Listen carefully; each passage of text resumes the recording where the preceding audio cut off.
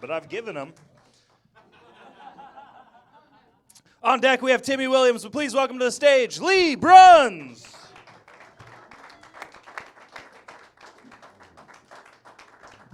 Oh, man. I like being back in Sioux Falls. It's been a while since I was here. Last time I came down to Sioux Falls, I jumped on my motorcycle. I came down here for a Sunday morning breakfast at M.B. Haskett's. Yeah. There was a waitress there that really caught my attention because she had pants that fit. She was crouching down, she was reaching up, she was working the tables, and her pants stayed exactly where they were supposed to. I live in a house with 3 women, so finding pants that fit is a big deal. So I wanted to ask this woman about her pants, but I'm a 51-year-old fat guy, and I am not allowed to ask 19-year-old college girls about their pants. So I saw this 40-year-old woman sitting off to one side. I said, "Excuse me, ma'am, could you do me a favor? I'd like to get more information about that waitress's pants." And she looked me up and down and said, "I have a taser." So he tased the waitress. Checked the tag on her pants. It said guess, so we still don't know. But I used to travel a lot by motorcycle. I traveled all over the countryside with guys by the name of like Butch and Dutch and Bandit and Muskrat and Lefty. Yeah, I love those guys. I learned a lot of rules about nicknames. I learned rule number 1, you're not allowed to give yourself a nickname. Otherwise, everyone would be called Bandit. Rule number 2 is never ask for a nickname or you'll get a bad nickname. Just ask Syphilis Eric. Don't ask. No. What else? Oh, there's a bar in Watertown that was great for nicknames, a Harbor Bar, but it burned down. Now, I remember one time, it was in the springtime, and the city sewer system had flooded, and there was muskrats roaming the city streets, and one guy grabbed a muskrat by the tail, and he brought it in the bar, and he's let the muskrat run up and down the bar. It was the craziest thing. We laughed. We thought it was great, till the bartender got really angry. He said, "Get that filthy animal out of here, and tell him to take the muskrat with him."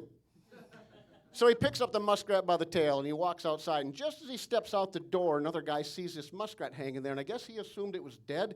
So he just grabbed that muskrat by the midriff, and that muskrat went full muskrat and just ripped into that guy's hand, right? It's all teeth and claws. He just shredded this guy's paw, right? And he's screaming bloody murders. This muskrat is shredding his hand. He starts beating the muskrat against the wall of the bar until the muskrat lets loose, and he stands there with his shredded hand. He said, "I need to report a crime." And I don't know if you can report a crime against a dead muskrat, but he was going to try. So we call the cops. Cops show up, and all I hear from the cops is, "We're going to need an ambulance here at the Harbor Bar. There's been a muskrat attack. The muskrat may have been provoked." But that's how both Muskrat and Lefty got their nicknames. Yeah. I like traveling by motorcycle. We always travel as a pack, but the problem with motorcycles, you can't bring your kids along. So if you want to have children, you can't have a motorcycle. It took me till I was 28 years old to find a woman that didn't want kids. And when I found a woman that didn't want kids, I married her. So I got 3 kids. I'm here tonight for the same reason as everyone else. I'm hiding from my family. They got me outnumbered 3-1. Thankfully, they're bad at math and haven't figured it out yet. Been married for about 20 years. And the only thing I know for sure after 20 years of marriage is that I'm wrong and must be corrected. It's hard to make your wife laugh after 20 years of marriage. She's heard all my material, and she doesn't find the Dutch oven nearly as funny as I do.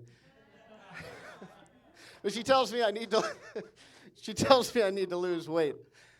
I need to lose weight. And I'd really like to lose weight. I'd like to lose enough weight where the doctor stops acting so incredulous when he finds out I don't have diabetes. Yeah. But I like the new drug ads. Drug ads of Lucretia. Lucretia's my favorite. Is your hair thinning? Oh, my hair's thinning. Are you low on energy? Very low energy. Try Lucretia. I love Lucretia. But then they get to the warnings. And one of the warnings is may cause death or dry mouth. Death or dry mouth. How did their testing go? Well, thank you for participating in this drug study. Most of you survived. Most?